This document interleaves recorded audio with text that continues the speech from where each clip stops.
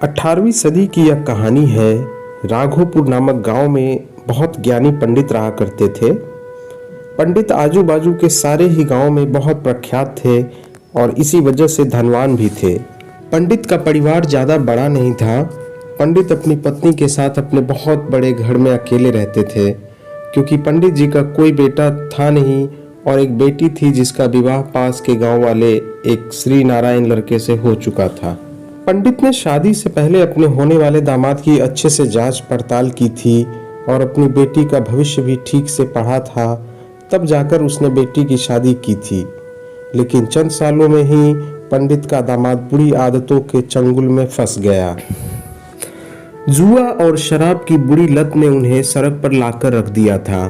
अपनी बेटी की ऐसी दुर्दशा देखकर पंडित की पत्नी काफी दुखी होती थी और अक्सर पंडित को कहा करती थी कि तुम जाकर उनकी मदद कराओ। पंडित हमेशा अपनी बीवी को यह कहकर उनकी मदद करने के लिए मना कर देता था कि अभी कुछ समय तक उनका बुरा वक्त चलना है।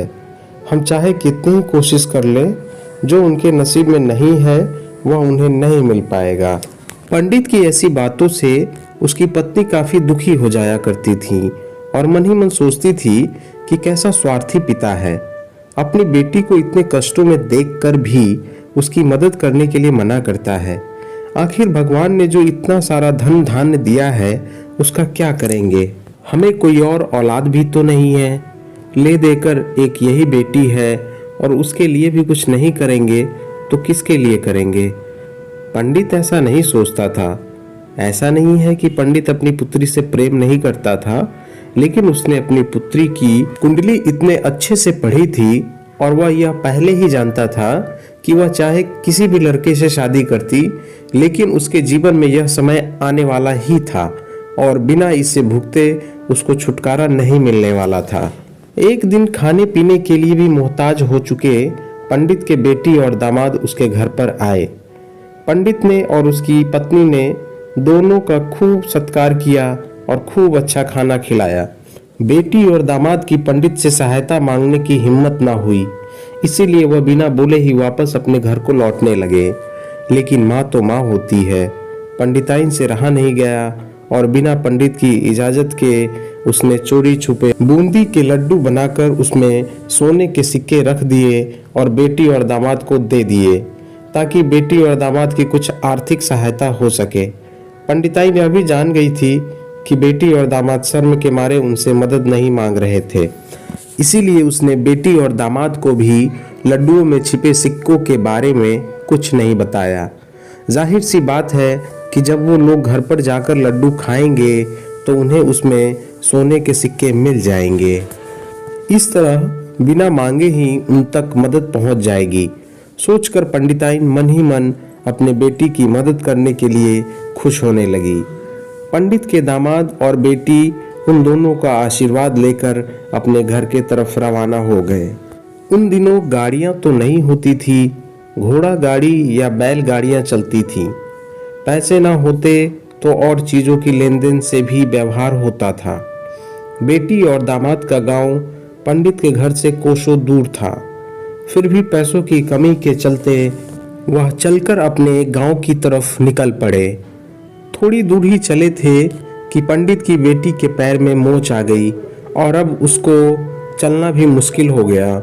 पंडित के दामाद ने जब देखा कि उसकी बीवी अब बिल्कुल चलने में सक्षम नहीं है, तो उसने एक टांगा अपने घर तक किराए पर ले लिया।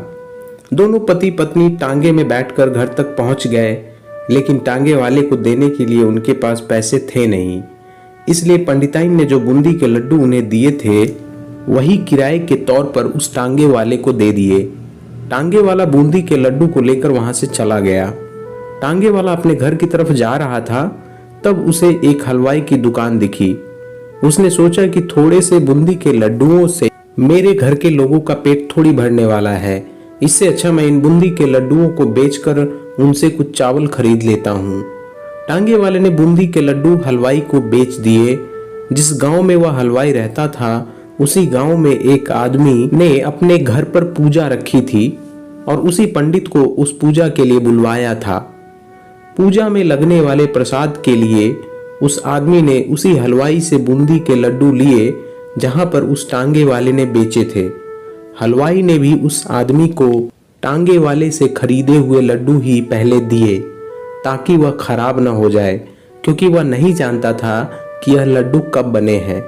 पूजा खत्म होने पर दक्षिणा और बूंदी के लड्डू लेकर जब पंडित अपने घर आए और खाना खाने बैठा तो प्रसाद में लाए बूंदी के लड्डू खाते वक्त लड्डू से सोने का सिक्का निकला।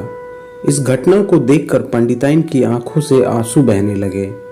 पंडित ने जब पंडिताइन से उसके रोने का कारण पूछा तो पंडिताइन ने पंडित को सब कुछ बताया और पंडित से उनकी बातों पर भरोसा न करने के लिए माफी मांगी।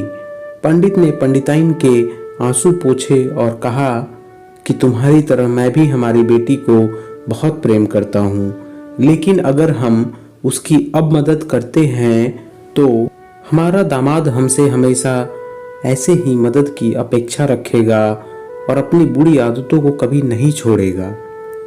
पंडिताइन भी अब पंडित की बातों से सहमत हो गई।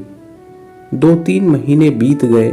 पंडित के दामाद और बेटी फिर से एक बार उनके घर आए और इस बार उनकी परिस्थिति पहले से बेहतर थी, क्योंकि पिछली बार खाली हाथ जाने के बाद दामाद ने नया काम शुरू किया था और अपनी सारी बुरी आदतें भी छोड़ दी थी।